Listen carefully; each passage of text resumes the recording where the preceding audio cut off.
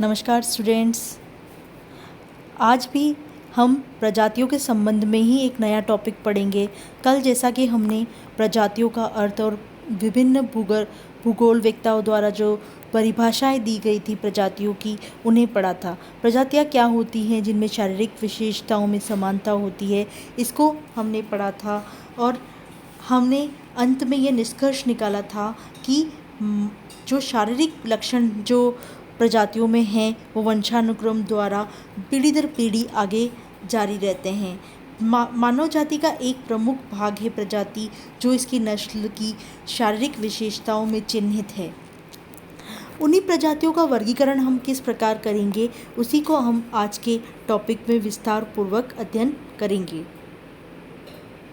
सबसे पहले इस प्रजाति के वर्गीकरण में प्रजाति वर्गीकरण का इतिहास पढ़ेंगे हम, हिस्ट्री ऑफ रेशियल क्लासिफिकेशन। प्रजातियों के वर्गीकरण का सबसे पहला और प्रमुख प्रयास जो था वो 18वीं शताब्दी में किया गया था, जो महाद्वीपों पर आधारित था। इस क्षेत्र में जो प्रथम प्रयास था वो लिनेक्सस ने 18वीं शताब्दी के मध्य में किया था। उन्होंने जो मानव प्रजाति को 4 प्रजातियों में बांटा था। पहला यूरोपीय श्वेत प्रजाति, दूसरा एशियाटिक पीली प्रजाति, तीसरा अमेरिकन लाल प्रजाति और चौथा अफ्रीकन काली प्रजाति।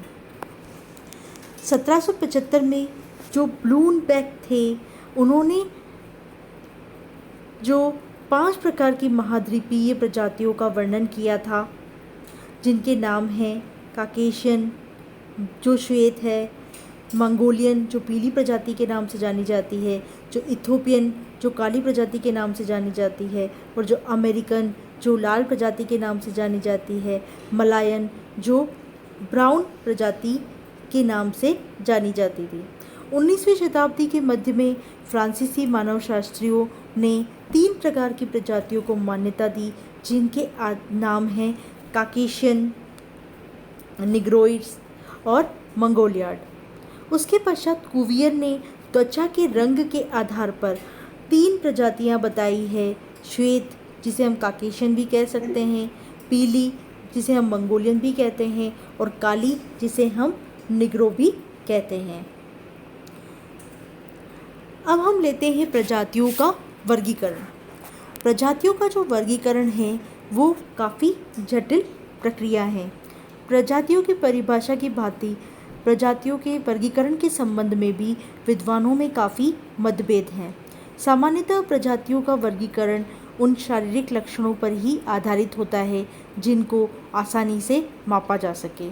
जैसे हम कह सकते हैं त्वचा का रंग हम देखने से पता कर सकते हैं कि किसी व्यक्ति का रंग कैसे, वो गोरा है, काला है या फिर भूरा है।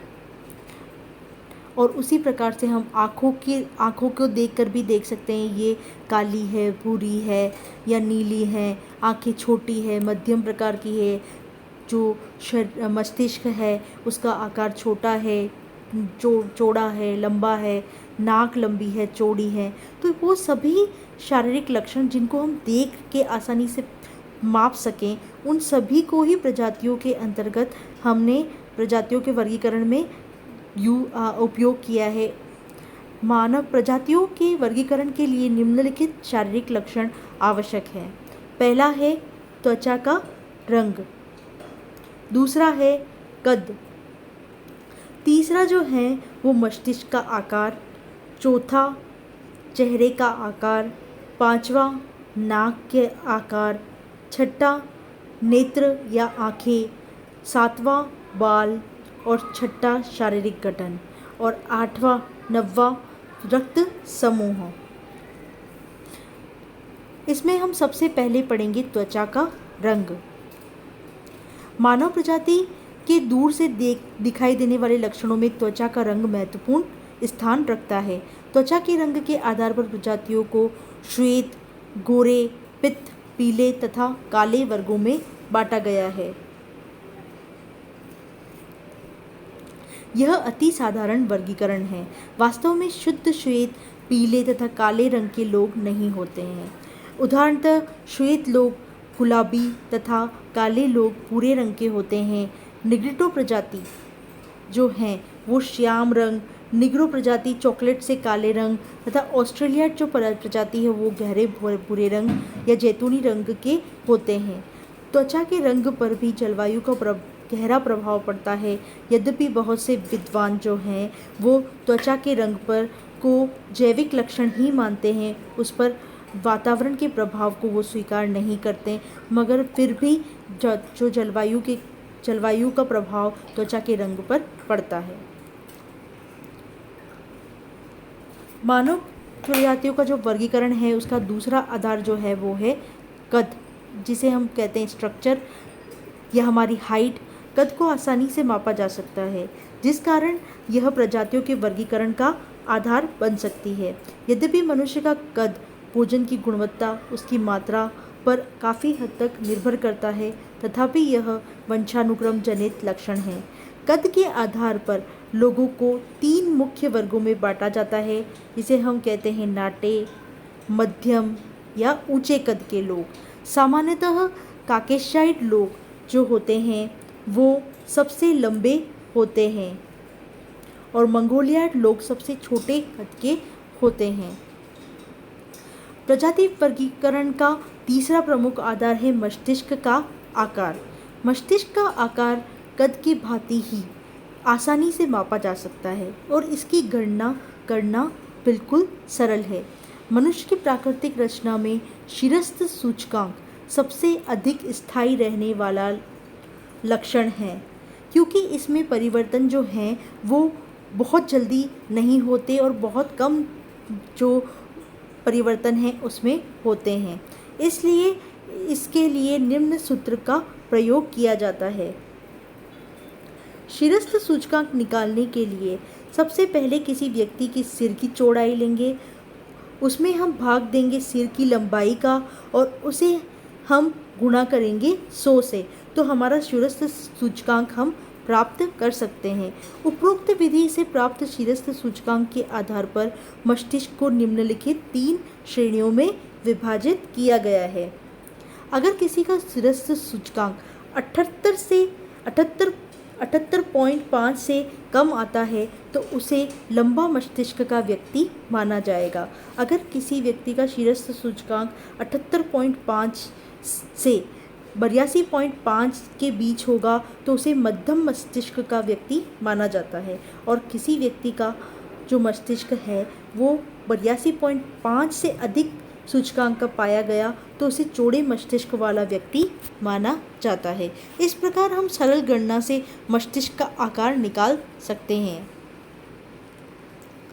इसी क्रम में प्रजातियों के वर्गीकरण का जो चौथा आधार है वो है चेहरे का आकार।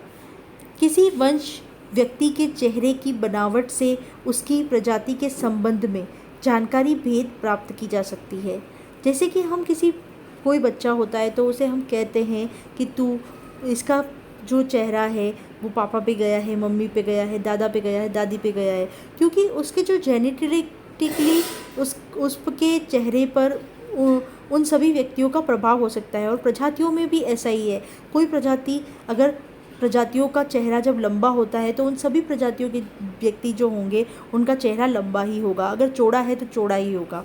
तो इस प्रकार हम देखते हैं कि चेहरा लंबा भी हो सकता है और चौड़ा भी हो सकता है। पीढ़ी दर पीढ़ी हम देखते हैं कि थोड़ी बाहर निकली हुई होती है या फिर अंदर बैठी हुई होती है। सामान्यतः मंगोलिया, चीनी और पोलैंड के लोगों के वर्गों में संकीर्ण चेहरे के आकार में होते हैं। इसी में हम पांचवा अगर हम आधार पढ़ेंगे तो वो है नाक का आकार। नाक का आकार का भी जो प्रजातियों के वर्गीकरण में बड़ा महत्व है, क्योंकि शिरस्त्र सूचकांक के भांति नासिका सूचकांक की गणना भी बड़ी आसान है।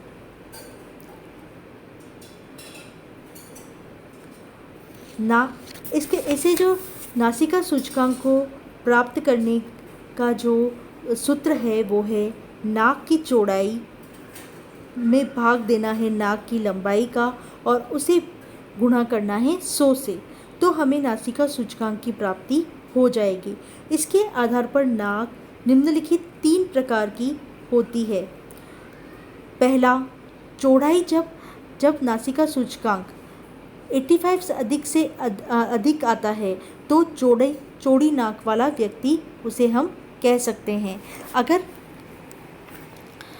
75 से 85% तक सूचकांक आता है तो उसे हम मध्यम चौड़ी नाक वाला व्यक्ति कहते हैं। और अगर नासिका सूचकांक अगर 70% से कम पाया जाता है तो उस व्यक्ति को हम पतली या लंबी नाक वाला व्यक्ति कह सकते हैं।